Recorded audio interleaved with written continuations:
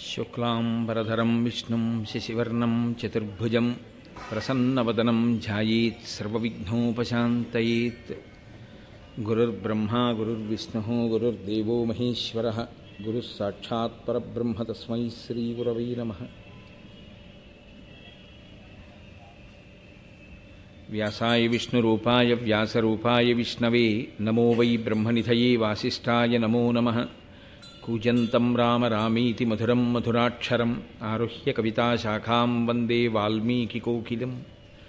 శృతిస్మృతిపురాణానాం ఆలయం కరుణాలయం నమామి భగవత్పాదశంకరం లోకశంకరం. వాగర్ధావివ సంపృక్తౌ వాగర్ధప్రతిపత్తయే జగతః పితరౌ వందే పార్వతీపరమేశ్వరౌ. సూక్తిం సమగ్రేతున స్వయమేవ లక్ష్మీః శ్రీరంగరాజమహిషీమధురైః కటాక్షైః. వైదగ్ధ్యవర్ణగుణగుంభనగౌరవైర్యాం కండూలకర్ణకుహరాः కవయోధయంతి. హైమోర్ధ్వపుండ్రమజహన్మకుటం సునాసం మందస్మితం మకరకుండలచారుగండం. బింబాధరం బహుళదీర్ఘకృపాకటాక్షం శ్రీవేంకటేశముఖమాత్మనిసన్నిధత్తాం. విమలపటీ కమలకుటీ పుస్తకరుద్రాక్షశస్తహస్తపుటీ కామాక్షీ పక్ష్మలాక్షీ కలితవిపంచీ విభాసి వైరించీ. మనోజవం మరుతతుల్యవేగం జితేంద్రియం బుద్ధిమతాం వరిష్టం వాతాత్మజం వనరయూథముఖ్యం శ్రీరామదూతం శిరసా నమామి. ఆపదామపహర్తారం దాతారం సర్వసంపదాం లోకాభిరామం శ్రీరామం భూయో భూయో నమామ్యహం. నారాయణం నమస్కృత్య నరం చైవ నరోత్తమం దేవీం సరస్వతీం వ్యాసం తతో జయముదీరయేత్. హరి ఓం. హరి ఓం. పరమేశ్వర స్వరూపైన సభకి నమస్కారం. నిన్నటి రోజు ప్రారంభోపన్యాసంలో వేంగీ దేశాన్ని రాజమహేంద్రవరాన్ని రాజధానిగా తీసుకుని పరిపాలించినటువంటి రాజరాజ నరేంద్రుని యొక్క కోరిక మేరకు నన్నయ భట్టారకుడు, భట్టారక శబ్దం గౌరవాన్ని సూచిస్తుంది. లలితాపరా భట్టారిక, క్రోధ భట్టారక, శృంగార భట్టారక, అలా నన్నయ భట్టారక అంటే గౌరవనీయమైన వ్యక్తి, పూజనీయమైన వ్యక్తి అని. నన్నయ భట్టారకుణ్ణి ప్రార్థన చేస్తే ఆయన అత్యంత వినయంతో మహాభారతాన్ని ఆంధ్రీకరించడం అనేటటువంటిది అంత తేలికైన విషయం కాదు. కానీ నేను ఎవరికి నమస్కారం చేసి ఎవరి అనుగ్రహాన్ని పొందితే మహాభారతాన్ని ఆంధ్రీకరించడం సాధ్యమవుతుందని ఆయన నమ్మారు. అటువంటి దేవతాస్వరూపాలకన్నిటికీ నమస్కారం చేసి వాల్మీకి మహర్షికి, వేదవ్యాస భగవానుడికి నమస్కారం చేసి భాగవతాన్ని ఆంధ్రీకరించడం ప్రారంభం చేశారు. ఆయన ఆ ఆంధ్రీకరణ ప్రారంభం చేసినటువంటి సందర్భంలో మహాభారతం చెప్పబడినటువంటి విధానం గురించి ప్రారంభం చేస్తాడు. మనకి ఆంధ్ర మహాభారతాన్ని పరిశీలనం చేస్తే మొట్టమొదట ఈ భారతాన్ని చెప్పడం మొదలుపెట్టినటువంటి వాడు సౌతి. తరువాత మళ్ళీ కథ కొంత దూరం వెళ్ళిన తరువాత జనమేజయ సర్పయాగం పూర్తయిపోయిన తర్వాత మళ్ళీ కథాభాగాన్ని చెప్పడం మొదలుపెట్టేటటువంటి వాడు వైశంపాయనుడు. కాబట్టి ముందసలు మహాభారతం ఎక్కడ చెప్పడం అన్నది భూమండలం మీద జరిగిందో, ఎక్కడ మొట్టమొదటిసారి భారత ప్రవచనం జరిగిందో అటువంటి పవిత్రమైన ప్రదేశమేదో దాని గురించి నన్నయ్య గారు ప్రారంభం చేస్తున్నారు. ఆయన అంటారు, నైమిషారణ్య పుణ్యక్షేత్రమున కులపతి శౌనకొండను పరమమౌని బ్రహ్మర్షి గణ సముపాసితుండై సర్వలోకహితార్థంబు లోకనుతుడు 12 వార్షికోత్తమ సత్రయాగంబు ముగి చేయుచున్న అమ్మునుల కడకు వచ్చి తానుగ్రశ్రవసుడను సూతుడు రౌమహర్షణి సుపౌరాణికుండు పరమభక్తితో ప్రణమిల్లియున్న ఆ కథకు వలన ముని నికాయమెల్ల వివిధ పుణ్యకథలు వినువేట్క అతని పూజించి అపరిమిత విశేష విధులా అని ప్రారంభం చేశారు. దీన్ని మొట్టమొదట నైమిషారణ్యము అనబడేటటువంటి ప్రదేశంలో ఈ మహాభారత ప్రవచనం జరిగింది. మనకి భారతదేశంలో అత్యంత ప్రఖ్యాతమైనటువంటి ప్రదేశములు అనేకమున్నాయి. అందున విశేషించి మిగిలినటువంటి ప్రాంతాలలో అంటే భూమండలంలో భరతఖండాన్ని మినహాయిస్తే అరణ్యంలోకి వెళ్ళడం, అరణ్యంలో ఉండడం అనేటటువంటి సంప్రదాయం మీకు కనపడదు. కానీ ఒక్క భారతదేశంలో మాత్రం ఋషులు తమంత తాముగా కోరి కోరి అరణ్యంలో ఉంటూ ఉంటారు. అక్కడ ఆశ్రమ నిర్మాణం చేసుకుని పరమ ప్రశాంతమైనటువంటి వాతావరణంలో తపస్సు చేస్తూ శిష్యుల్ని పోషిస్తూ శిష్యులకి విద్య నేర్పుతూ వారు అరణ్యంలో నివసించినటువంటి కారణం చేత అరణ్యంలో క్రూర మృగాలు కూడా ఒకదాని పట్ల ఒకదానికున్న క్రౌర్యాన్ని మరచిపోయి అత్యంత ప్రేమతో ప్రవర్తించగలిగినటువంటి తపో వైభవాన్ని ప్రకటించి అసలు అరణ్యము అన్న మాటకి ఒక కొత్త శోభని సంతరింపచేశారు. అందుకే మీకు పౌరాణిక వాంగ్మయాన్ని పరిశీలనం చేస్తే అంత పరమ పవిత్రమైనటువంటి అరణ్యముల పేర్లు కొన్ని వినపడతాయి. అందులో దండకారణ్యము, అది ప్రత్యేకించి శ్రీరామాయణ కాలంలో రామచంద్రమూర్తి ఎందరో ఋషుల్ని దర్శనం చేసినటువంటి ప్రాంతం. దండకారణ్యము, ధర్మారణ్యము, చంపారణ్యము, సైంధవారణ్యము, పుష్కరారణ్యము, నైమిషారణ్యము, ఇలా ఎన్నో అరణ్యాలు. ఈ అరణ్యాలన్నీ కూడా ఋషిస్పర్శ కలిగినవి. అరణ్యము అనేటప్పటికీ క్రూర మృగాలు ఉంటాయి, బాబోయ్ అక్కడికి వెళ్ళకూడదనేటటువంటి భీతితో ఉంటారు మిగిలిన వాళ్ళు. కానీ ఒక్క భరతఖండంలో ఉన్న గొప్పతనం ఏమిటంటే అటువంటి చోటికి వెళ్ళి వీళ్ళు తపస్సు చేస్తే క్రూర మృగాలు వాటికి సహజంగా ఉండేటటువంటి వైరాన్ని మరిచిపోయి అత్యంత ప్రేమతో కలిసిమెలిసి ఉండేవి. అగస్త్య మహర్షి గురించి మీరు కాశీఖండంలో చదివినా అక్కడ వరకెందుకు శంకరాచార్యుల వారి యొక్క జీవితం గురించి చదివినప్పుడు శృంగగిరి పీఠం పెట్టిన ప్రదేశానికి వారు వెళ్ళినప్పుడు మొట్టమొదటిసారి ఒక పాము కప్పకి పడగ పట్టి కాపాడి సేద తీర్చడం చూశారు. పరస్పరం శత్రుత్వం కలిగినటువంటి ప్రాణులు కప్ప పాము, అటువంటి కప్పకి పాము పడగపట్టి సేద తీర్చడం ఏమిటి అని వారు అంతర్ముఖులై ఆలోచించారు. ఆయన ఒక్కసారి దివ్య దృష్టితో చూశారు. దివ్య దృష్టి అన్న మాట ఒకటి మనకి తరచుగా కనపడుతూ ఉంటుంది వాంగ్మయంలో. దృష్టి అన్న మాటకు అర్థం ఈ మాంసనేత్రము చూడగలిగినంత ఎంతవరకు చూడగలదో అంతవరకు చూడగలిగి ఉండడం. అది సాధారణంగా లోకంలో మనుష్య ప్రాణులందరికీ ఒకేలా ఉంటుంది. ఏదో కొద్దిగా కనుచూపు యందు దోషం వచ్చిన వాళ్ళ గురించి నేను మాట్లాడటం లేదు, మామూలుగా అందరికీ ఒక్కలాగే ఉంటుంది. కానీ మనుష్య ప్రాణికి ఎటువంటి దృష్టి ఉంటుందో అన్ని ప్రాణులకు అటువంటి దృష్టే ఉంటుంది అని చెప్పడానికి వీలుండదు. ఎందుకంటే ఎక్కడో ఎగురుతున్నటువంటి గ్రద్ద భూమి మీద వెడుతున్నటువంటి చిన్న కోడిపిల్లని చూసి ఇంత నిటారుగా ఇలా వచ్చి కొడితే ఈ కోడిపిల్ల నాకు దొరుకుతుంది అని ఆకాశంలోంచి ఒక్కసారి భూమండలం మీదకి రాగలదు. అంత పైనుంచి చూడగలిగిన చిన్న కంటితో ఉంటుంది గ్రద్ద. ఒక్కొక్క దాని దృష్టి ఒకలా ఉంటుంది. బాహ్యంలో మాంసనేత్రానికి చూడగలిగినటువంటి శక్తి సామాన్యంగా పిలువబడేటటువంటి దృష్టి. దివ్య దృష్టి అంటే ఈ బాహ్యనేత్రాన్ని మూసి ఒక్కసారి దేని గురించి ఆలోచిస్తున్నారో దాని మీద దృష్టి పెడితే ఎక్కడ ఏది జరిగింది అన్నది ఇతరులకు అందని విషయం అలా కన్నులు మూసుకున్నటువంటి వ్యక్తికి గోచరం అవుతుంది, ఆయనకి తెలుస్తుంది. అలా చూడగలిగినటువంటి శక్తి తపస్సు చేత సాధింపబడుతుంది. అది అందరికీ కన్నులు మూసుకుంటే దొరికే విషయం కాదు. అది అటువంటి తపోశాలురైన మహర్షులు ఒక్కసారి భ్రూమధ్యమునందు దృష్టిని కేంద్రీకరించి ఏం జరిగింది అని వారు కన్నులు మూసుకుంటే ఏది జరిగిందో వారికి కరతలామలకం అయ్యేది.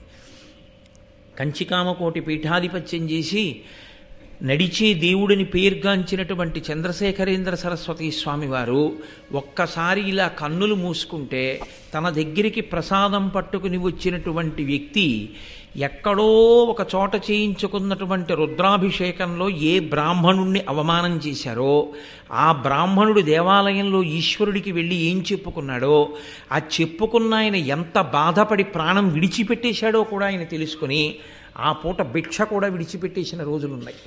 మహాత్ములు తమ తపశ్శక్తి చేత బాహ్యనేత్రమును మూసి అంతర్నేత్రముతో చూడగలిగిన శక్తితో ఉంటారు. దాన్ని దివ్య దృష్టి అని పిలుస్తారు.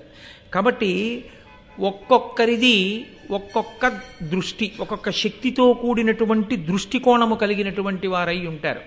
మనకి శంకర భగవత్పాదులు అలా ఒక్కసారి అంతర్ముఖులై చూశారు.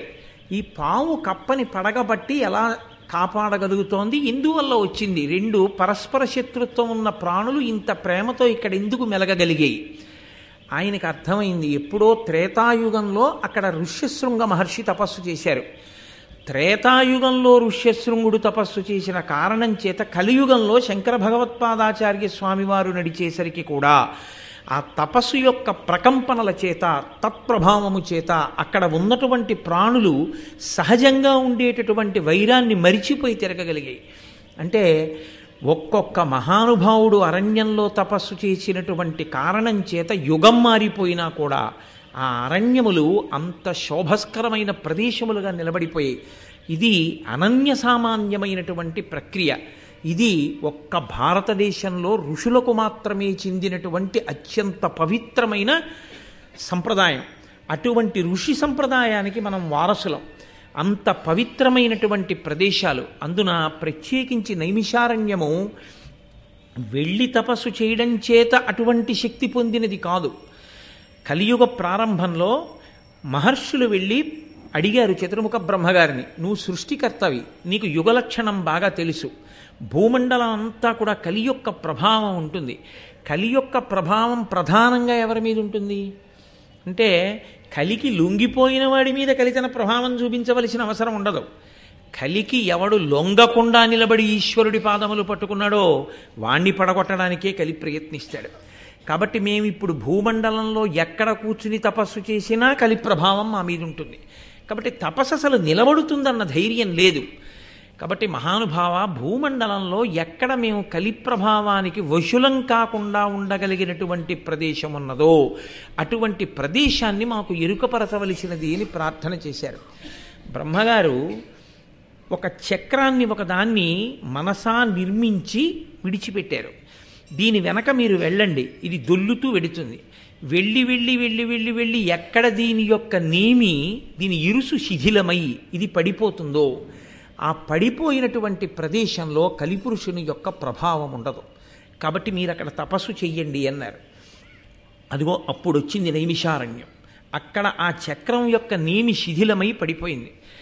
ఆ రోజుల్లో మహర్షులు అక్కడ తపస్సుకు కూర్చుంటే మహాత్ములైన వారు, తపోనిష్టాగరిష్ఠులు అక్కడ కూర్చున్నారని 88,000 మంది ఋషులు చేరారట నైమిషారణ్యంలో ప్రారంభంలో.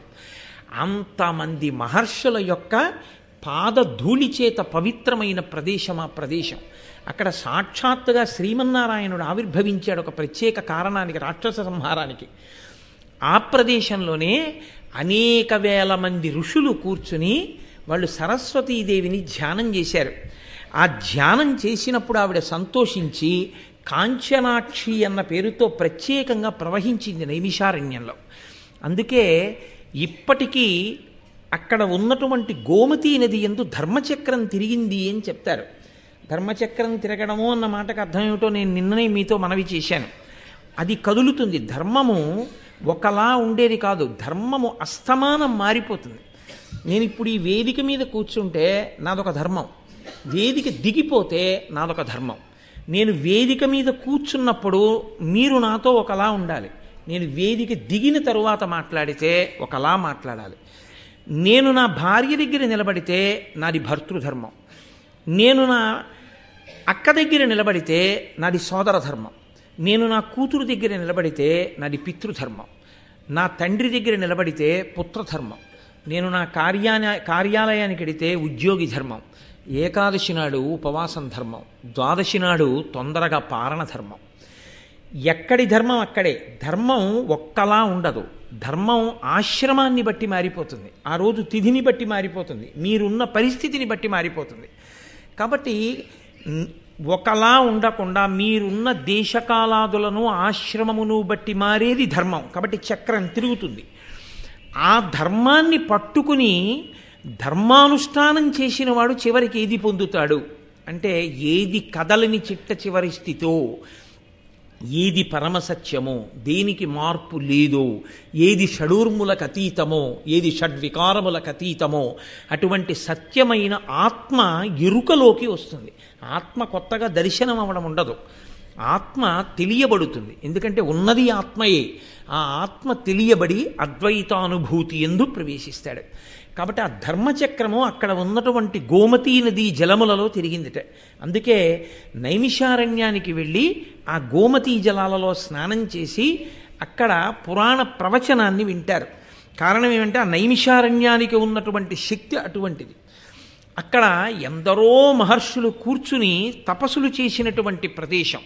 అందుకే నన్నయ్య గారు భారతాన్ని ఆంధ్రీకరించడం ప్రారంభం చేస్తూనే అంతటి గొప్ప ప్రదేశము, ఆ ప్రదేశమే మహాభారతము ప్రవచనం చేయబడినటువంటి మొట్టమొదటి వేదిక భూమండలంలో. అక్కడే మహాభారతం ప్రవచనం చేయబడింది.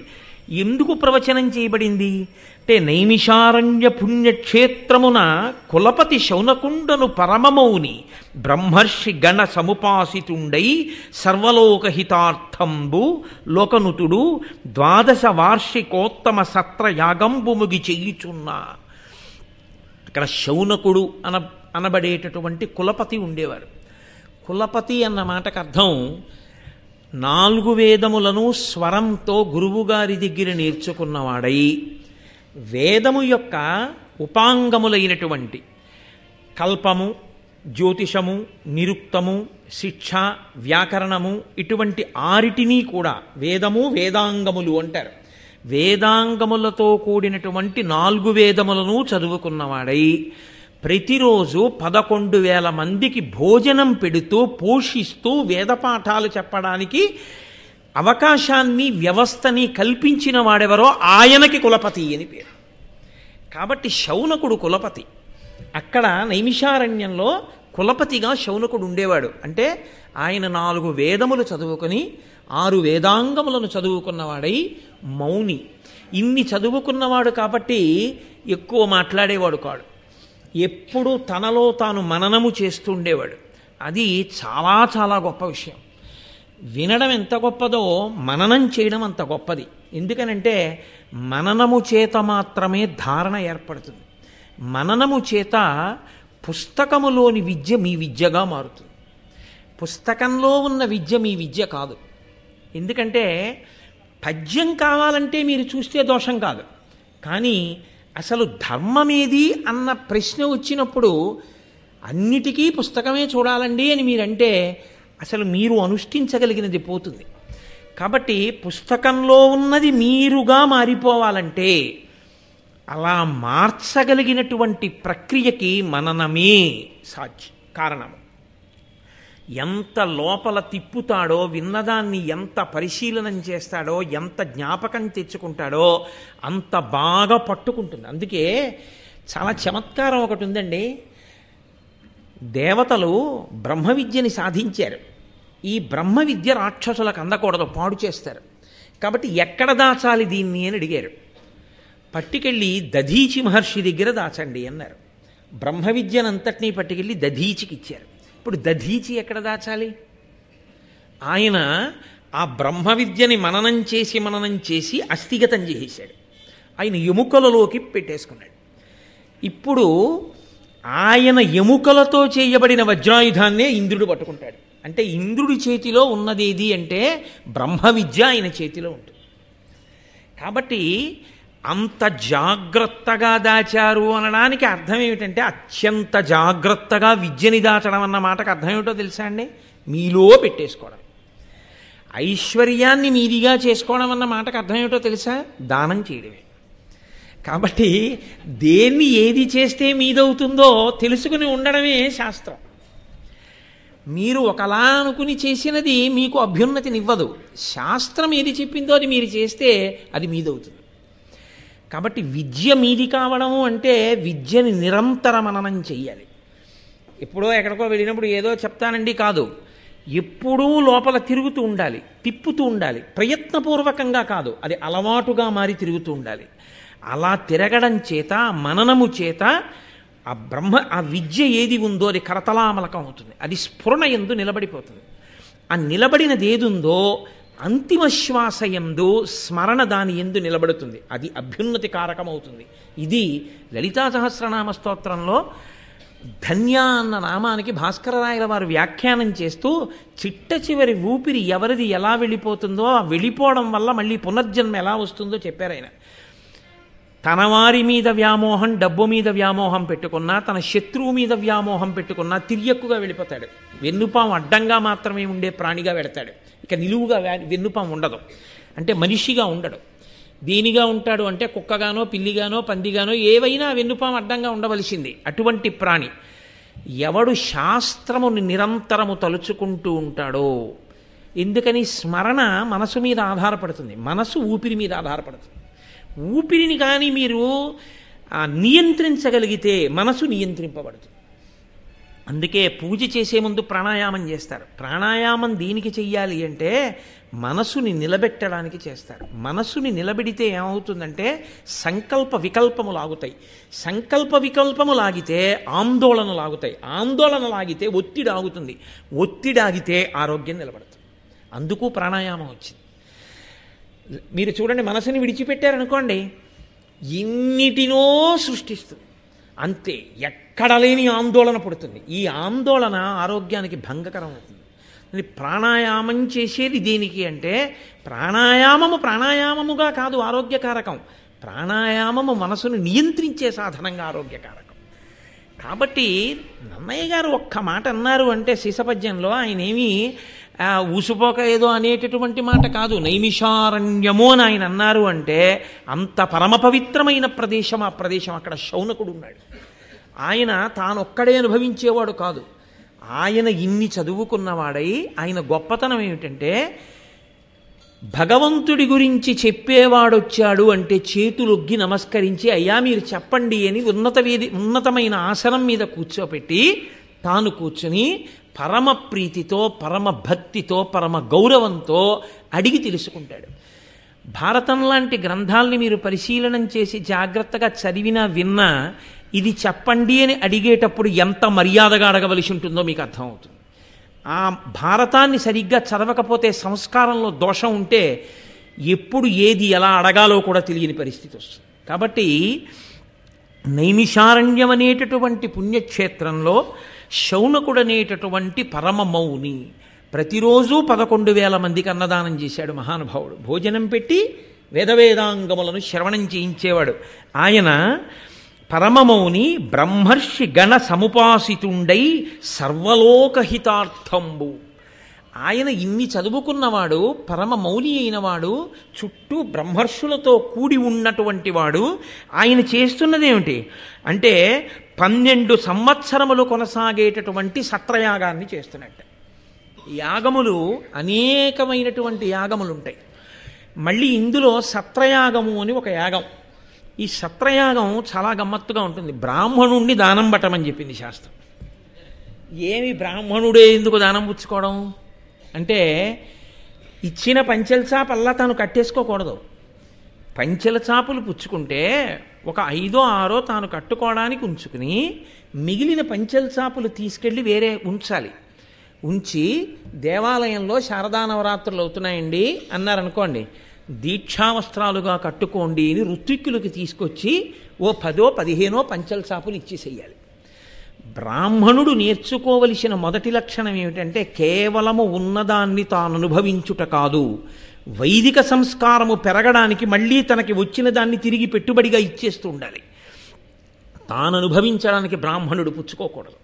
అందుకే బ్రాహ్మణుడి జీవితము అంత నిరాడంబరంగా ఉండాలి అని శాస్త్రాలు చెప్పడానికి కారణం అదే. కాబట్టి సత్రయాగము అన్న మాటకు అర్థం ఏంటంటే దానికి యజమానులు ఉండరు. యజమాని ఉంటాడు, చేయించేవారు ఉంటారు యాగాన్ని. యజమాని అంటే కోరిక ఆయనది, ఆయన కొరకు యాగం జరుగుతుంది. దశరథ మహారాజు గారికి పిల్లలు లేరు. దశరథ మహారాజు గారు వశిష్ఠుణ్ణి ఆశ్రయించాడు. వశిష్ఠుడు అన్నాడు అశ్వమేధయాగం చెయ్యాలన్నాడు. అశ్వమేధయాగం చేస్తే ఏమవుతుంది? వశిష్ఠుడికి ఏం కలిసి రాదు. సంతానము కలగకుండా ఏ దోషము ప్రతిబంధకంగా దశరథ మహారాజు గారికి అడ్డం వచ్చి నిలబడిందో ఆ దోషము తొలగిపోతుంది. ఇప్పుడు ఆ దోషము తొలగడానికి ఈ యాగము చెయ్యవలసి ఉంటుంది. వశిష్ఠుడు చెప్పాడు. ఇప్పుడు ఆ యాగం చేశాడు. ప్రతిబంధకం పోయింది. ఇప్పుడు ఏం కావాలి? సత్పుత్రులు కావాలి. పుత్రకామేష్టి చెయ్యి. ఇప్పుడు కొడుకులు కావాలని అడుగు. పాపం పోయింది, ఇప్పుడు నీకు కొడుకులు కలుగుతారు. ఇప్పుడు ఇష్టి చేశాడు, పాయస పాత్ర పట్టుకుని యజ్ఞపురుషుడు పైకి వచ్చాడు. యాగము అన్న మాట, హోమము అన్న మాట, బలి అన్న మాట మూడుంటాయి.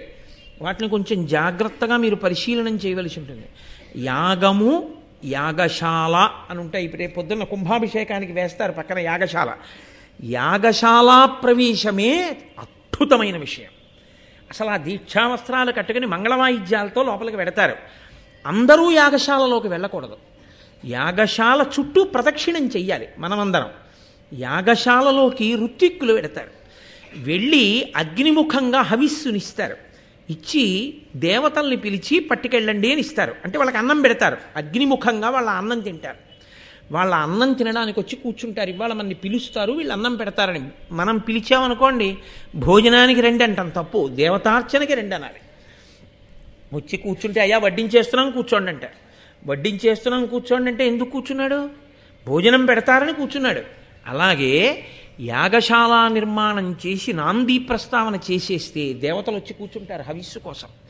అందుకని యాగశాలలోకి అందరూ వెళ్ళరు. దానికి తగిన నియమపాలనం చేసేవాళ్ళు దీక్షితులు.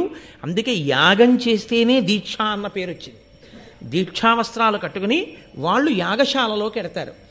అటువంటి హోమగుండం, ఆ హవిస్సు, ఋత్విక్కులు, దేవతలు అందరూ ఆ యాగశాలలో కూర్చున్నారు కాబట్టి యాగశాలకి ప్రదక్షిణం చేస్తారు. ఇప్పుడు దేవతలందరికీ ప్రదక్షిణం అయిపోతుంది. వారిని కుడి భుజం వైపు కుంచుకుని తిరిగాడు కాబట్టి ప్రదక్షిణము అన్న మాటకు అర్థం ఏమిటంటే, ఇటుపక్క నుంచి మీరు అటుపక్కకు వచ్చినా ఈ మధ్యలో ఉన్న వస్తువు మీ ఎడం భుజం వైపుకి మారకూడదు. అలా మారకుండా ఉంటే, నేను ఇప్పుడు అటు వచ్చి నించున్నాను అనుకోండి, ఈ వేదిక నాకు కుడి భుజం వైపుకు ఉంటుంది. నేను ఇటుపక్కకు వచ్చి నించున్నాను అనుకోండి, వేదిక నాకు ఎడం భుజం వైపుకు ఉంటుంది. ఎడమ భుజం వైపుకి ఉన్నది అంటే పూజనీయత తరిగిపోతుంది. కుడి భుజం వైపుకు ఉన్నది అంటే పూజనీయత పెరుగుతుంది. ప్రదక్షిణం ఎందుకు చేస్తారంటే, గుండ్రంగా తిరిగి వస్తున్నా ఈ వస్తువు మాత్రం నా కుడి భుజం వైపే ఉండాలి. అంటే ఇది పరమ పవిత్రము అని గుర్తు ఏమిటంటే, దీనికి గుండ్రంగా తిరిగేటప్పుడు కుడి భుజం దీని వైపుకే ఉండాలి. ఇది ఇంత పవిత్రమైన వస్తువు కాబట్టి దీని చుట్టూ నేను తిరిగినప్పుడు దీనిలో ఉన్న శక్తి నా మీద ప్రసరిస్తుంది. ప్రసరించి నాకు అభ్యున్నతినిస్తుంది. మీరు ఒక దేవాలయానికి ప్రదక్షిణం ఎందుకు చేస్తారంటే, దేవతామూర్తి కింద యంత్రం ఉంటుంది. ఆ యంత్రం తన శక్తిని చిమ్ముతూ ఉంటుంది చుట్టూను. మీరు మౌనంగా ప్రదక్షిణం చేయాలి. ఊసుపోని కబుర్లు చెప్తూ సెల్ ఫోన్ చెవిలో పెట్టుకుని ప్రదక్షిణాలు చేస్తే ఉన్న ఫలితం రాదు కదా. దేవాలయాలకు మళ్ళీ మళ్ళీ కుంభాభిషేకాలు చేయాల్సి వస్తుంది. కాబట్టి కలియుగంలో దేవాలయాల యొక్క శక్తి క్షీణించిపోవడానికి కారణం అదే. అమర్యాదతో కూడినటువంటి నడవడి దేవాలయంలో. కుడి భుజం వైపుకి దేవాలయం యొక్క గోడని ఉంచి చుట్టూ తిరుగుతాడు మౌనంగా. అప్పుడు ఆ యంత్రము యొక్క శక్తి తన మీద పడుతుంది. అందుకే ప్రతిరోజు దేవాలయానికి ప్రదక్షిణం చేస్తారు. మీరు రామాయణ మహాకావ్యాన్ని చదివితే ప్రతి చోట రామచంద్రమూర్తి ఎక్కడెక్కడ పూజనీయమైన వస్తువు కనపడితే అక్కడక్కడ ప్రదక్షిణం చేసి వెడతాడు, అప్రదక్షిణంగా వెళ్ళడు. మహాభారతంలో మీరు విరాట పర్వం చూస్తే అర్జునుడు యుద్ధభూమిలోకి వచ్చి నిలబడితే ఆ సారథి ఉత్తరకుమారుడితో చెప్తాడు, నీవు రథం నడిపేటప్పుడు ఎప్పుడూ ద్రోణాచార్యుల వారికి కానీ భీష్మాచార్యుల వారికి కానీ నా ఎడంభుజం వేపుకి వాళ్ళ రథాలు ఉండేటట్టు తోలకుసుమా. వారు పూజనీయులు, మహానుభావులు, వారు నా గురువు, వారు నాకు పరమేశ్వర స్వరూపుడు. వారు నా ఎడంభుజం వేపుకు ఉండకూడదు. ఎప్పుడు నా రథం వెళ్ళినా నా రథానికి వారు కుడి పక్కన ఉండేటట్టు రథం నడుపు అంటాడు. అంతటి ధర్మైకమూర్తులు కాబట్టే వాళ్ళు అంతటి విజయాన్ని సాధించారు, అంతటి మహోజ్వలమైనటువంటి స్థితిని పొందగలిగారు. కాబట్టి ఆచరణాత్మకమై ఉంటుంది. అదే ధర్మము అన్న మాటకు అర్థము అని నేను మీతో తరచూ ప్రస్తావన చేస్తూ ఉంటాను. కాబట్టి ఆయన సత్రయాగం చేశాడు. సత్రయాగంలో యజమాని కొరకు చెయ్యరు యాగాన్ని. ఎవరు ఋత్విక్కులుగా ఉన్నారో వారే యజమానులుగా ఉంటారు. అంటే వారే చేస్తారు, వారే కోరికను కూడా కోరుతారు. ఇప్పుడు శౌనకుడికి కోరికే ఉంటుంది. శౌనకుడున్న చోట చేరిన వాళ్ళకి కోరికే ఉంటుంది. వాళ్ళందరూ కలిపురుషుడు యొక్క ప్రభావం మా మీద పడకూడదు, ఈశ్వరానుగ్రహం కావాలి అని అక్కడ కూర్చున్నవాళ్ళు. అక్కడ కూర్చున్న వాళ్ళు విచారించవలసి వస్తే దేని గురించి విచారించాలి? అయ్యో మేమంటే ఈ నైమిషారణ్యం చేరుకున్నాం, ఈ నైమిషారణ్యంలో ఇక్కడ కూర్చుని మేము జపం చేసుకుంటున్నాం, పురాణ కథలు వింటున్నాం. కానీ పాపం ఎక్కడెక్కడో పుట్టిన వాళ్ళు, సంసారంలో మగ్గిపోతున్న వాళ్ళు ఈ భూమండలం మీద కలిపురుషుడు యొక్క ఉద్ధతికి వాళ్ళు వశులైపోతున్నారే. కాబట్టి ఇప్పుడు లోకము యొక్క ప్రయోజనము కొరకు, లోకమంతా శాంతిగా ఉండాలి, కలిపురుషుడు యొక్క ఉద్ధతి చేత బాధపడకూడదు. కాబట్టి ఇప్పుడు వాళ్ళు యాగం చేస్తే వాళ్ళకి కోరిక లేదు, కాబట్టి యజమాని లేడు, కోరిక లేదు. కాబట్టి ఋత్విక్కులే యజమానులుగా ఉండి 12 సంవత్సరముల దీర్ఘసత్ర యాగం చేస్తున్నాడు శౌనకుడు. అంటే ఆ అరణ్యం ఎటువంటిది, ఆ ప్రదేశం ఎటువంటిది, అక్కడ ఉన్న మహాత్ములు ఎటువంటి వారు, అసలు వాళ్ళ మనసులు ఎటువంటివి, వాళ్ళు చేస్తున్న యాగం ఎటువంటిది. అక్కడికి వెళ్ళాడు మహానుభావుడైనటువంటి సౌతి. నన్నయ్య మహానుభావుడు మహాభారతంలో ఆయన్ని సౌతి కథకుడు ఈ 2 పేర్లతో ఎక్కువగా పిలుస్తూ ఉంటారు. మళ్ళీ వైశంపాయనుడు వచ్చేంత వరకు కథలో అలాగే పిలుస్తూ తీసుకుని వెడతారు. ఆయన రోమహర్షణుని యొక్క కుమారుడు, ఉగ్రశ్రవసుడు ఆయన పేరు. ఆయన్ని సౌతి అంటారు. రోమహర్షుడిని కుమారుడైనటువంటి ఈ ఉగ్రశ్రవసుడు ఆ నైమిషారణ్యానికి వచ్చాడు. మళ్ళీ నేను మీతో ఒక 2 మాటలు ప్రస్తావించవలసి ఉంటుంది. ఆయన ఎవరు అన్నది, అక్కడికి ఆయన ఎందుకు వెళ్ళవలసి వచ్చింది అన్నది నేను చెప్పవలసి ఉంటుంది కదా. ఆ వచ్చిన ఉగ్రశ్రవసుని యొక్క తండ్రి గారి పేరు రోమహర్షణుడు. ఆయనకి అసలు రోమహర్షణుడు అన్న పేరు ఎందుకు వచ్చింది, సూతుడు అన్న పేరు ఎందుకు వచ్చింది? సూతుడు అన్న పేరు సాధారణంగా సారథికి అన్వయం చేస్తూ ఉంటారు, లేదా జన్మచేత కొంతమందిని సూత శబ్దంతో పిలుస్తారు. ఇక్కడ రోమహర్షణుడు సూతుడు, కానీ రోమహర్షణుడు సూతుడు అని చెప్పడానికి కారణం ఏమిటో తెలుసా అండి? అది జాతి సంబంధమైనటువంటి అన్వయం కాదు. మీకు కాశీఖండంలో దీనికి సంబంధించినటువంటి రహస్యాన్ని ప్రస్తావన చేస్తారు.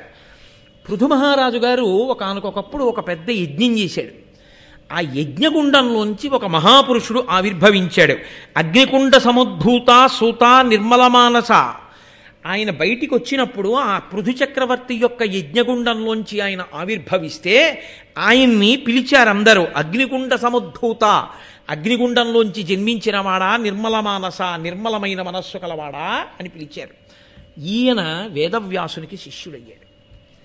శిష్యుడై పురాణవాంగ్మయాన్నంతటినీ కూడా, 18 మహాపురాణములనన్నింటినీ కూడా వేదవ్యాసుడి వలన ఉపదేశంగా పొందాడు. పొంది ఈ పురాణములనన్నిటినీ కూడా ప్రవచనం చేయడమే తన యొక్క ప్రధాన ధ్యేయంగా పెట్టుకున్నాడు. ఎందుకు అలా పెట్టుకోవాలి ఆయన అంటే, ఆయనకేదో ఉబుసుపోక చెప్పినటువంటి వాడు కాడు. ఆయన దేనికి చెప్పుకున్నాడు ఈ పురాణాన్ని అంటే, ఆయన చెప్పేటప్పుట పొంగిపోయి ఆ కథలో తాను లీనమైపోయి ఎంత పరవశించిపోయేవాడంటే, లోపల తాను ఏ ఘట్టాన్ని వర్ణిస్తున్నాడో ఆ ఘట్టాన్ని తాను దర్శనం చేసి పరవశించి చెప్పేవట. అంత పరవశంతో ఆయన చెప్తాడు. కాబట్టి సభలో కూర్చున్న వాళ్ళందరికీ కూడా ఆనందంతో పులకలొచ్చి వెంట్రుకలు నిక్కబుడుచుకుని ఉండేటట్టుగా వింటుండేవారట ఆయన చెప్పేటటువంటి ప్రవచనాన్ని. అంత భక్తి కుదురుకునేది ఆయన మాట్లాడితే. అలా మాట్లాడాడు కాబట్టి ఆయనకి రోమహర్షణుడు అని పిలిచారు. అగ్నిగుండంలోంచి ఉద్భవించాడు కాబట్టి సూత అని పిలిచారు. అటువంటి సూతుడు రోమహర్షణుడు. ఆ రోమహర్షణుని యొక్క కుమారుడు ఉగ్రశ్రవసుడు. ఈయనకి కూడా తండ్రి గారి పోలికే వచ్చింది. ఈయనకి కూడా ఏమిటి పని అంటే, పురాణ ప్రవచనం చేస్తూ ఉంటాడు. ఈ పురాణ ప్రవచనం ఎందుకు చేస్తారో తెలుసా అండి? పురాణ ప్రవచనము భూతద్దం పెట్టి వస్తువుని చూపించడం అంటుంది శాస్త్రం.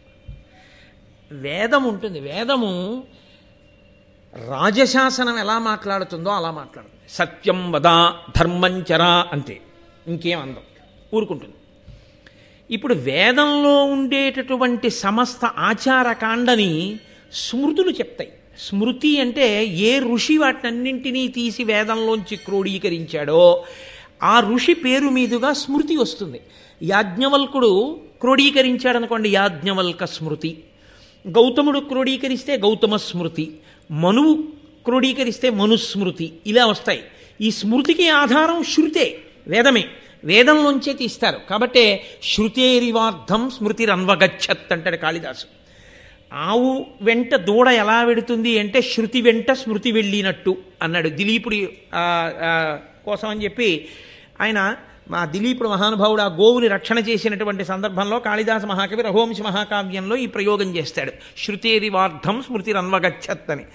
ఆవు వెంట దూడ వెళ్ళిపోయినట్టు వేదం ఏం చెప్పిందో దాన్నే స్మృతులు చెప్తాయి. కానీ అక్కడక్కడక్కడక్కడ చెప్పిన విషయాలన్నీ తీసి ఋషి క్రోడీకరిస్తాడు. క్రోడీకరించి చెప్తే దాన్ని స్మృతి అంటారు. ఇప్పుడు శృతి స్మృతి ఈ రెండు ఏం చెప్తాయంటే మనం ఎలా ప్రవర్తించాలో ప్రామాణికంగా మనకి చెప్తాయి, ఈశ్వరవాక్కు కాబట్టి. కానీ దాని మీద మనకి బాగా బుద్ధి కుదురుకోవాలనుకోండి, పురాణం వినాలి. పురాణం వింటే వేదాన్ని స్మృతిని విన్నట్టే. ఎందుకని? ధర్మంచరా, నువ్వు ధర్మమునే అనుష్ఠించు. ధర్మమే అనుష్ఠిస్తే ఏమవుతుందండి? రామాయణం విను, నీకు అర్థమవుతుంది ధర్మం అంటే ఏమిటో, ఎలా రక్షిస్తుందో. ఇప్పుడు వేదంలో ధర్మంచర అన్న మాటని రామాయణ మహాకావ్యం రామచంద్రమూర్తి యొక్క జీవితంగా సమర్థించి చూపించి మీకు ధర్మమునందు పూనిక కల్పిస్తుంది. అయితే మళ్ళీ పురాణానికి చరిత్రకి ఓ తేడా ఉంటుంది. పురాణంకి చరిత్రకి ప్రధానమైన వ్యత్యాసం ఎక్కడుంటుందంటే, ఒక వ్యక్తి పుట్టుక, ఒక వ్యక్తి పెరుగుదల, ఒక వ్యక్తి మరణము వరకే చరిత్ర మాట్లాడుతుంది. కృష్ణదేవరాయల వారు ఎప్పుడు పుట్టారు, ఎలా పెరిగారు, ఎన్ని విజయాలు సాధించారు, వెంకటరమణుడిని ఎలా సేవించారు, ఎలా మరణించారు, ఇవి చెప్తుంది. అది పురాణం చెప్పింది అనుకోండి. కృష్ణదేవరాయల వారి జీవుడు కృష్ణదేవరాయల వారిగా వచ్చి ఇంత గొప్ప వాడై ఆంధ్రభౌజుడన్న కీర్తి ఎందుకు పొందగలిగాడో చెప్తుంది.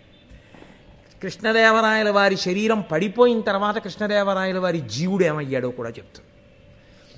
అందుకే సర్గశ్చ ప్రతిసర్గశ్చ వంశో మన్వంతరానిచ, అక్కడ సర్గ ప్రతిసర్గ నియమంతో వంశాన్నంతటినీ మన్వంతరములన్నింటినీ వర్ణిస్తూ జీవుడు ఎలా వైక్లభ్యాలు పొంది శరీరాల్ని మార్చుకుని చిట్ట చివరికి ఈశ్వరుడు ఎందుకు చేరాడు అన్న విషయాన్ని వర్ణిస్తుంది. భరతుడు అంతారణ్యానికి వెళ్ళి ఒక లేడీ మీద వ్యామోహం పెట్టుకున్నందుకు మళ్ళీ దేనిగా పుట్టాడు. అప్పుడు ఆ వ్యామోహం ఎలా పోయింది, అదే చరిత్ర అనుకోండి. ఆయన ఒక శరీరంలో ఉన్నంత వరకు మాత్రమే చరిత్ర మాట్లాడుతుంది. అందుకే చరిత్ర ఆత్మోద్ధరణకు హేతువుగా నిలబడుతుందని చెప్పడం కష్టం. కానీ పురాణం మాత్రం ఆత్మోద్ధరణకి హేతు అవుతుంది. శృతి యందు స్మృతి యందు ఉన్నదాన్ని పురాణము భూతద్దంలో పెట్టి చూపిస్తుంది. శృతి వింటే నాకు అర్థమైందండి అని అందరూ చెప్పలేరు, కానీ వేదాన్ని వినడమే చాలు. స్మృతి వింటే నాకు అర్థమైందండి అని అందరూ చెప్పగలరా అంటే చెప్పడం కష్టం. పురాణం వింటే నాకు అర్థం కాలేదండి అనడానికి ఏం ఉండదు.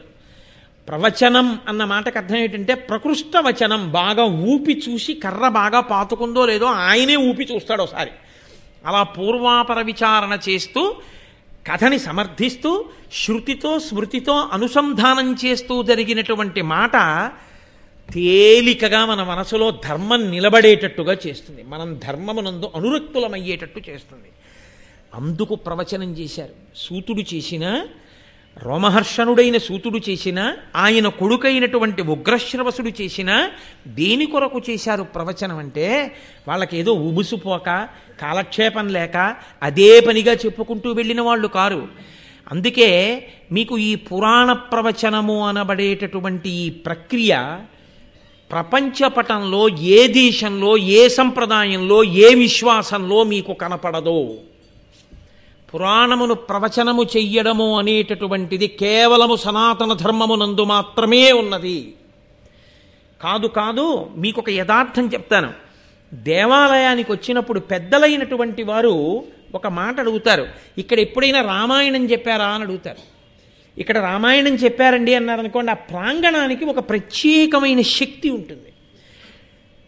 అన్నిటికన్నా ఒక ప్రాంగణం పునీతమైంది అని ఎప్పుడు చెప్తారో తెలుసా అండి? అక్కడ భారతం చెప్పి ఉంటే. దేవాలయ ప్రాంగణంలో కూర్చుని భారతం చెప్పినా, దేవాలయ ప్రాంగణంలో కూర్చుని భారతం విన్నా, అది సర్వోత్కృష్టమైనటువంటి స్థితిని కల్పిస్తుంది. అందుకే భారతం వినని వారు ఉండరు. దేవాలయ ప్రాంగణంలో కూర్చుని భారతం వినండి అని ఎందుకు చెప్తారంటే, నేను ఇలా అన్నానని మీరు అనుకోవద్దు.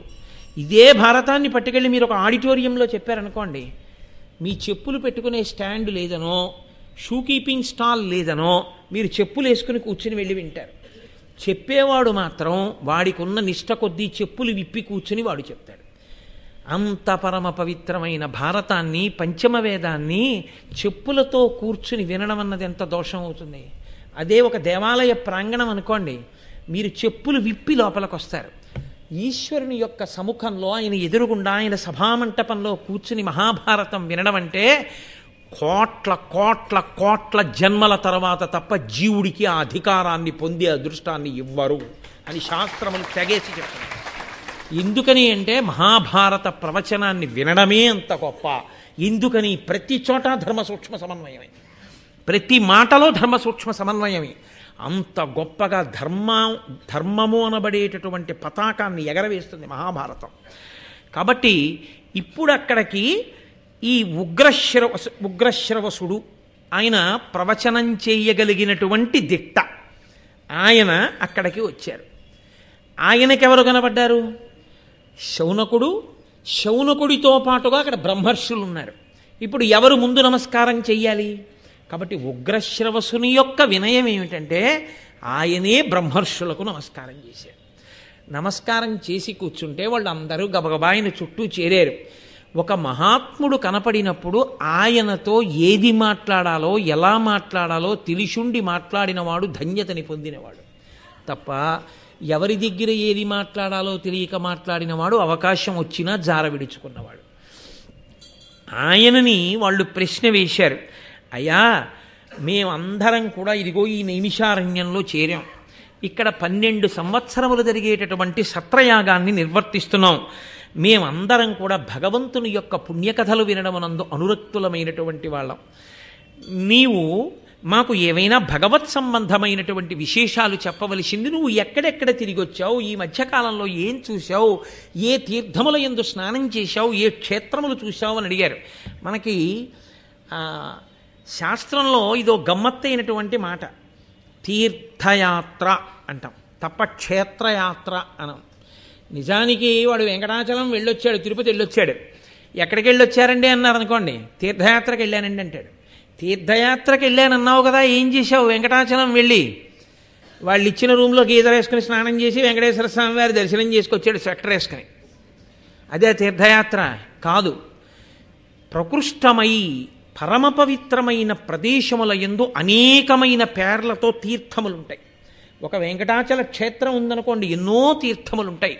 తీర్థము అన్న మాటకు అర్థం ఏమిటంటే దాని యందు స్నానం చేస్తే మీకు ఇచ్చే శక్తి ఏమిటిస్తారో తెలుసా అండి? మీరు ఒక యజ్ఞము చేసిన ఫలితాన్ని మీ ఖాతాలో వేస్తారు. యజ్ఞము చేస్తే సోమయాజి అంటారు. వాడు యజ్ఞం చెయ్యాలి. గృహస్థాశ్రమంలో ప్రవేశించేది ఎందుకు అంటే యజ్ఞం చేయడం కోసం, యాగం చేయడం కోసం. యజ్ఞయాగాదులు జరిగినప్పుడు ఆర్థికంగా ఆదుకోవడం కోసం, వాడి బలాన్ని దానికి దాపుగా పెట్టి రక్షించడం కోసం ఏది చెయ్యగలిగితే అది చెయ్యాలి యజ్ఞయాగాది క్రతువులలో. కానీ వాడు అన్ని చెయ్యలేకపోతున్నాడేమోనని అనుగ్రహించి ఈశ్వరుడు కలియుగంలో తీర్థములను ప్రవహింపజేశాడు. తీర్థము వేరు, నది వేరు. తీర్థమునందు స్నానం చేస్తే యజ్ఞం చేసిన ఫలితం ఇస్తారు. వేదంలో చెప్పారు ఈ మాట. కాబట్టి తీర్థమునకు వెళ్ళినవాడు ఏం చెయ్యాలి అంటే, యాత్రకు వెళ్ళినవాడు తీర్థంలో స్నానం చేసి రావాలి. వాడు తీర్థంలో స్నానం చేసి వచ్చినవాడు కనుక వాడు యజ్ఞము చేసి వస్తున్నవాడితో సమానం. కాబట్టి ఇప్పుడు వాడు స్నానం చేసి ఉన్నాడా లేడా చూడరు. వాడు రైలు దిగ్గానే కనపడినా తీర్థయాత్రకు వెళ్ళొచ్చాడంటే కాళ్ళకి నమస్కారం చేస్తాడు. యజ్ఞం చేసి వస్తున్న వాడితో సమానం అవుతాడు వాడు.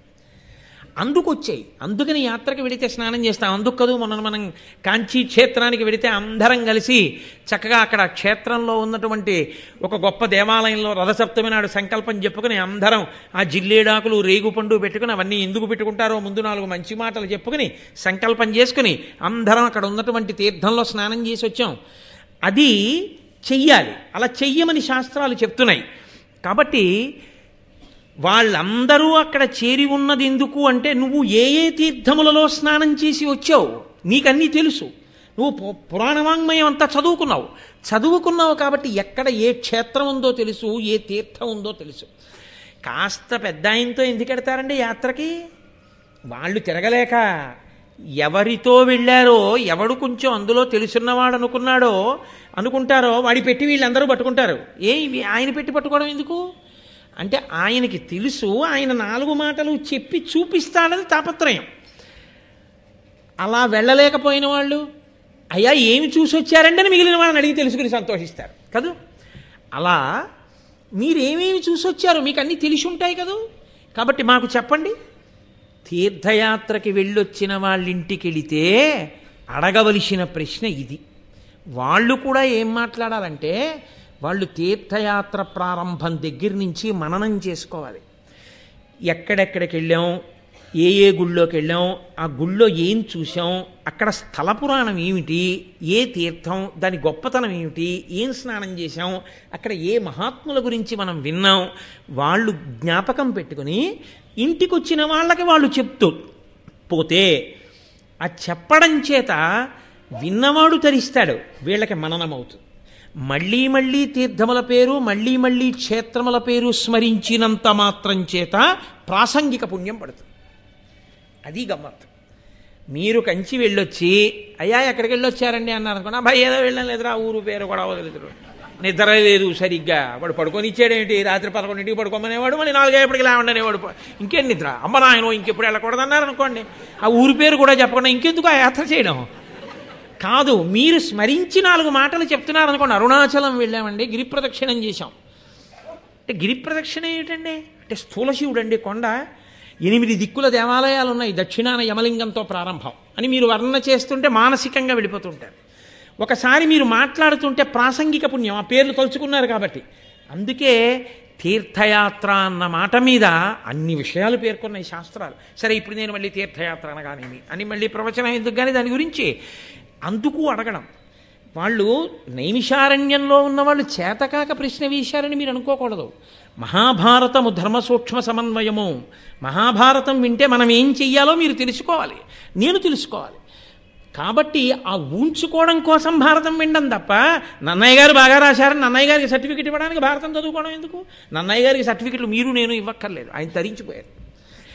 ఆయనకి సర్టిఫికెట్ ఇవ్వడానికి భారతం చదువుకోక్కర్లేదు, మనం తరించడానికి నన్నయ్య గారి దగ్గర ఏం నేర్చుకోవాలో తెలుసుకోవడానికి భారతం వినాలి. కాబట్టి ఇప్పుడు ఆయన బ్రహ్మర్షులకు నమస్కరించారు, వాళ్ళందరూ ఆయన్ని ప్రశ్న వేశారు. ఆయన అన్నారు శమంతక పంచకాన్ని చూసి వచ్చారు. ఎందుకు ఈ మాట వచ్చింది అంటే వాళ్ళు ప్రశ్న వేసేటప్పటికే వీళ్ళకి ఇది చెప్తే బాగుండన్న ఉత్సాహం ఒకటి పెళ్ళుబుకుతోంది ఆయనలో. అంటే ఇది చెప్తే బాగుండని ఆయనకి అనిపించింది అంటే అన్నీ తెలుసున్నవాడు ఇది చెప్తే బాగుంటుంది అనుకున్నాడు అంటే అది ప్రయోజనకరమైన విషయము అని మీరు నమ్మవలసి ఉంటుంది కదా, లేకపోతే ఆయనకి ఆ పొంగెందుకు వస్తుంది? కాబట్టి ఆయనకి ఏది జ్ఞాపకం వచ్చిందంటే శమంతక పంచకం జ్ఞాపకానికి వచ్చింది. అక్కడ పరశురాముడు 21 మార్లు ఈ భూమండలం అంతా కూడా దండయాత్ర చేసి క్షత్రియులను తెగటార్చి వారి రక్తంతో 5 సరోవరాలను ఏర్పాటు చేసి ఆ రక్తంతో పితృదేవతలకి తర్పణ చేశాడు. అప్పుడు వాళ్ళు అయ్య బాబోయ్ ఇంకా ఇలాంటి అలజడి వద్దురా నాయన, ఇంకా క్షత్రియ సంహారం చెయ్యకని చెప్పిన తర్వాత ఆయన శాంతించాడు. అదిగో అంత గొప్ప ప్రదేశం ఆ శమంతక పంచకాన్ని, కురుక్షేత్రాన్ని, జనమేజయుణ్ణి, యాగాన్ని, ఇవన్నీ చూసి వస్తున్నారు. అంటే వాళ్ళు అన్నారు మేమేది వింటే బాగుంటుంది, మేమేది తెలుసుకుంటే బాగుంటుంది, ఇది అడగవలసింది. మీరు వేదిక మీద వెళ్ళిన వ్యక్తి దగ్గరికి తీసుకొచ్చి ఇలా ఓ కాగితం ఇచ్చి ఇది చెప్పండి అని అడగకూడదు. ఏది మీకు చెప్పాలో వేదిక మీద కూర్చున్న వాడికి తెలిసి ఉంటుందని మీరు నమ్మవలసి ఉంటుంది. అది వినయం. ఆ వినయం లేని వాడికి వినే అర్హత ఉండదు. ఆ వినయం ముందు నేర్చుకోవలసి ఉంటుంది. కాబట్టి ఆయన చెప్పాలి, మేము ఏది వింటే బాగుంటుంది, మాకు మీరు ఏది చెప్పాలనుకుంటున్నారో, మాకేది పురుషార్థాన్ని కల్పిస్తుంది, మాకు అటువంటి కథని, అటువంటి గ్రంథాన్ని, అటువంటి ఇతిహాసాన్ని, అటువంటి విషయాన్ని మాకు ప్రవచనం చేయవలసింది మహానుభావ అని వాళ్ళు ప్రార్థన చేస్తే ఆయన అన్నారు మా గురువు మహానుభావుడు, వేదమంతా ఒక రాశిగా పడిపోయి ఉంటే కలియుగంలో ఉండేటటువంటి ఆయుర్దాయాన్ని దృష్టిలో పెట్టుకుని 4 వేదములు చదవగలిగిన వాళ్ళు ఉండరని వేదమును విభాగం చేసి రుక్, యజు, సామ, అథర్వణ వేదములని 4 వేదములుగా విభాగం చేసినటువంటి వేదవ్యాస భగవానుడు 18 పురాణములను వెలయించిన తరువాత పంచమ వేదమైనటువంటి మహాభారతాన్ని రచన చేశాడు. అందులో లేనటువంటి ధర్మ సూక్ష్మం లేదు. భారతం అంతా రచన చేసిన తర్వాత వేదవ్యాసుడే అన్నాడు, నీకు ఎక్కడ ఏ సమస్య వచ్చినా ఏది తెలుసుకోవాలన్నా భారతమే ఆధారం, ఇంతకన్నా ఇంకోటి ఏది ఉందో నాకు చెప్పాడు. కాబట్టి నీకు జవాబు లేనిది లేదు మహాభారతంలో, అన్నీ ఉన్నాయి. నీకు వెతుక్కోవడం రావాలి, నీకు వినడం రావాలి, ఇవి కాకుండా కొత్తగా తెలుసుకోవడానికి ఇంకోటి ఉండదు. అన్నీ భారతంలోనే ఉన్నాయి. అన్ని ఆఖ్యానములతో, అన్ని ఉపాఖ్యానములతో, అన్ని విశేషాలతో భారత రచన చేశానని మా గురువు అయినటువంటి మహానుభావుడు వేదవ్యాసుడు పేర్కొన్నాడు. అటువంటి మహాభారతం ఉందే, దాన్ని ధర్మతత్వజ్ఞులు ధర్మశాస్త్రంబని, ఆధ్యాత్మ విధులు వేదాంతమనియు, నీతి విచక్షణులు నీతిశాస్త్రంబని, కవి వృషభులు మహాకావ్యమనియు, లాక్షణికులు సర్వలక్ష్య సంగ్రహమని, ఐతిహాసికులితిహాసమనియు, పరమ పౌరాణికుల్ బహుపురాణ సముచ్చయంబని మహి కొనియాడుచుండ, వివిధ వేద తత్వ వేది వేదవ్యాసుడు ఆదిముని పరాశరాత్మజుండు, విష్ణు సన్నిభుండు విశ్వజనీనమై పరగుచుండ చేసే భారతంబు. సాక్షాత్ విష్ణు స్వరూపుడైనటువంటి వేదవ్యాసుడు రచన చేసినటువంటి ఆ మహాభారతం ఉందే, దాన్ని ధర్మతత్వజ్ఞులు ధర్మశాస్త్రం అని, ధర్మము యందు నిష్ణాతులైనటువంటి వారు మహాభారతాన్ని ఇదే ధర్మశాస్త్రం అని పిలుస్తారు. చూడండి, నన్నయ్య గారి అనురక్తి చూడండి. ఆంధ్రీకరించేటప్పుడు మహాభారతానికి కితాబు ఇవ్వవలసి వస్తే దాన్ని మొట్టమొదట ఏ పేరుతో దాన్ని అన్వయం చేశారో చూడండి, ధర్మం.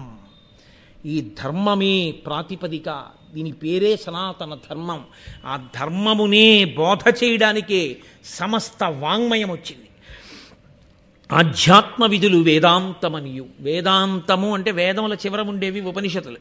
ఆ ఉపనిషత్తుల యందు శిష్యుడు గురువుని ప్రశ్న వేస్తాడు. ప్రశ్న వేస్తే గురువు మాట్లాడతాడు. మాట్లాడితే దాని వలన జ్ఞానము కలిగి ఆ జ్ఞానము వలన మళ్ళీ పుట్టవలసిన అవసరము లేని పునరావృత్తి రహిత శాశ్వత శివ సాయుధ్య స్థితి ఏర్పడుతుంది. అటువంటి మోక్షకారకమైనటువంటి వేదాంతం ఏది ఉన్నదో ఆ వేదాంతమే మహాభారతమని వేదాంతులు చెప్తారు. నీతి విచక్షణులు నీతిశాస్త్రం అని, లోకంలో నీతి మాట్లాడేటటువంటి వాళ్ళందరూ మహాభారతం కన్నా నీతిశాస్త్రం లేదు అంటారు. కాబట్టి మహాభారతం గురించి మాట్లాడినా, మహాభారతంలోని ఏ వ్యక్తి గురించి పుస్తకాలు రాసినా ఆ కోణంలో చూసి వ్రాయాలి, ఆ కోణంలోనే మహాభారతాన్ని చూడాలి తప్ప ఇంకొకలా చూసి కవిత్వపరమైన అన్వయం చేసే అధికారం ఎవరికి ఉండదు అన్నది తీర్పు.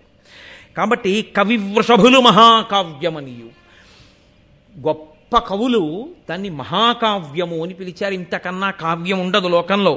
లాక్షణికులు సర్వలక్ష్య సంగ్రహమని, లాక్షణికులు ఇంతకన్నా గొప్ప లక్ష్యశాస్త్రము వేరొకటి లేదు అన్నారు. ఐతిహాసికులు ఇతిహాసమనియు, ఇతిహాసము అన్న మాటకు అర్థం నేను నిన్న మీతో ప్రస్తావన చేశాను. ఇది ఇలాగే జరిగిన యథార్థమైన గాథ. యథార్థముగా జరిగిన ఒక గాథని ఇంత గొప్పగా చెప్పగలగడం వ్యాసుడికి తప్ప అన్యులకు సాధ్యం కాదు. అది భారతంలోనే సాధ్యమైందంత గొప్పగానని ఐతిహాసికులు ఇతిహాసమని పొగుడుతారు. పరమ పౌరాణికుల్ బహుపురాణ సముచ్చయంబని, పురాణములు చదివినటువంటి వారు మహాభారతంలో లేనటువంటి పురాణం లేదు. అన్ని పురాణములలో ఉన్న విశేషాలు మహాభారతంలో వస్తాయని మహాభారతానికి పెద్దపీట వేసి పొగుడుతారు. వివిధ వేద తత్వ వేది, అనేకమైనటువంటి వేదముల యొక్క తత్వానికంతటికి పుట్ట, ఆ మూలకందమైనటువంటి వేదవ్యాస మహర్షి ఉన్నారే, ఆదిముని మొట్టమొదటి మహర్షి, మహానుభావుడు, పరాశరాత్మజుండు, పరాశరుని యొక్క కుమారుడు, విష్ణు సన్నిభుండు, సాక్షాత్ విష్ణుస్వరూపమైనటువంటి వాడు, వ్యాసో నారాయణ స్వయం. అటువంటి వాడు మనకి అందించినటువంటి మహాభారతం. నేను దాని గురించి ప్రవచనం చేస్తాను, చక్కగా మీ అందరూ వినండి అని. అక్షౌహిణి అన్న మాటకు అర్థమేమిటో, పర్వం అంటే ఏమిటో, మహాభారతంలో ఎన్ని పర్వాలున్నాయో, ఆ పర్వాలలో ఉండేటటువంటి కథా సారాంశం ఏమిటో, ఒక్కొక్క పర్వానికి ఒక్కొక్క పేరు ఎందుకు వచ్చిందో 18 పర్వముల గురించి విహంగ వీక్షణంగా ఒక్కసారి చెప్పాడు. సంక్షేప రామాయణం అంటారు చూసారా, అలా ఒక్కసారి. ఇలా ఎందుకు చెప్తారో తెలుసా అండి? జిజ్ఞాసు అయినటువంటి వాడైతే అమ్మో ఇన్ని విషయాలున్నాయి, మనకి మళ్ళీ ఎలా అందుతుందిరా ఇది వినాలి, ఇలా ఆయన చెప్పి వెళ్ళిపోవడం కాదు, వివరంగా విందామని బాగా నాకు వివరించి చెప్పండి అని అడుగుతారు. వివరించి చెప్పమని అడగడం శిష్యునకు ఉండవలసిన లక్షణం. ఓసారి అలా పైపైన చదివేస్తే విని సంతోషపడిపోయితే అంతకన్నా లోతుగా తెలుసుకుందామనేటటువంటి జిజ్ఞాస లేకపోతే వాడు సరి అయిన అధికారి కాడు అని గుర్తు వినడానికి. కాబట్టి ఆ ఉత్సాహము ఉన్నవారేనా మహాభారతం నాకేనా సంతోషం, వీళ్ళు అలా వింటారా? ఒక్కసారి సంక్షేపంగా చెప్పాడు ఆయన. వాళ్ళన్నారు కాదు కాదు, అలా నువ్వు ఏదో పర్వంలో ఇలా కదా, ఆదిపర్వం అంటే ప్రారంభం అంటే ఇదిగో ఇలా ఉంటుంది, ఇలా పాండవులు పుట్టారు, కౌరవులు పుట్టారు, వాళ్ళు పెద్దవాళ్ళేరా, అయిపోయింది ఆదిపర్వం, సోహాపర్వం, అలా చెప్తే మేము ఒప్పుకోం. మాకు చాలా వివరంగా కావాలి. అందులో అబ్బో మాకు ఇన్ని ఏదో అగ్నిహోత్రపు నెగడు దగ్గరికి వెళ్ళి కర్రపట్టి తోస్తే ఒక్కసారి రవ్వలు పైకి రేగినట్టు నువ్వు చెప్పిన ఆదిపర్వం కథ వింటే మా మనసులో ఎన్ని ఆలోచనలు వచ్చేసాయో. అసలు ఆ శంతన మహారాజు ఏమిటి, ఆ భీష్ముడు ఏమిటి, పిల్లాడేమిటి, ఆ ప్రతిజ్ఞ చేయడం ఏమిటి, గంగ ఏమిటి, అష్టవసువులు ఏమిటి, శాపం ఏమిటి, వాళ్ళు భూమి మీద పుట్టడం ఏమిటి, గంగ పట్టుకెళ్ళి గంగలో బారేయడం ఏమిటి, 8వ వాడు మహాపురుషుడు అవడం ఏమిటి, దీర్ఘకాలం ఉండడం ఏమిటి, పెళ్లి చేసుకోకపోవడం ఏమిటి, అది ధర్మ విరుద్ధం కదా, ఇవన్నీ ఎలా జరిగాయి మాకు వివరంగా చెప్పు. అలా ఏదో చెప్పేసి అయిపోయిందంటే మేము ఒప్పుకోం. అంటే వాళ్ళకి జిజ్ఞాస ఉంది. చాలా సంతోషించాడు ఆయన. సంతోషించి ఆయన అన్నాడు, మీకు నేను తప్పకుండా అలాగే మహాభారతాన్ని వివరణ చేస్తాను వినండి అని జనమేజయుడి దగ్గర ప్రారంభం చేశాడు. ఎందుకని అప్పుడే కదా జనమేజయుడి యొక్క యాగశాల నుంచి వచ్చానని చెప్పాడు కదా. అందుకని ఇప్పుడు మహాభారతం అంటే ఆయన ప్రవచనం నైమిషారణ్యంలో మొట్టమొదట మహాభారతాన్ని ప్రస్తావన చేసేసరికి అప్పుడే ఆయన చూసి వచ్చినటువంటి ఆ యజ్ఞశాలతో కూడినటువంటి ఘట్టాల గురించి వివరణ చేస్తూ ప్రారంభం చేశాడు. ప్రారంభం చేస్తూ ఆయన అన్నాడు, జనమేజయుడనబడేటటువంటి రాజు చంద్రవంశంలో పాండవుల యొక్క వారసుడిగా జన్మించి ఒక గొప్ప యజ్ఞాన్ని చేశాడు. ఆ యజ్ఞంలో ఆయన తనకి అని కోరుకుని చేసినవాడు కాడు. ఆయన దేని కొరకు చేశాడు ఆ యజ్ఞాన్ని అంటే ప్రజల యొక్క సంక్షేమం కోసం, తన రాజ్యంలో ఉండేటటువంటి ప్రజల యొక్క అభ్యున్నతి కోసం యజ్ఞం చేశాడు. అంటే ఇక్కడ మీరు ఒక విషయాన్ని బాగా గమనించవలసి ఉంటుంది. వేదము యొక్క ప్రమాణమును అంగీకరించి యజ్ఞయాగాది క్రతువులు లోకక్షేమమునకు హేతువులని నమ్మినటువంటి ప్రభువు సింహాసనం మీద ఉన్నాడు. కాబట్టి ఆ రాజు కారణంగా నెలకొక వాన పడుతుంది.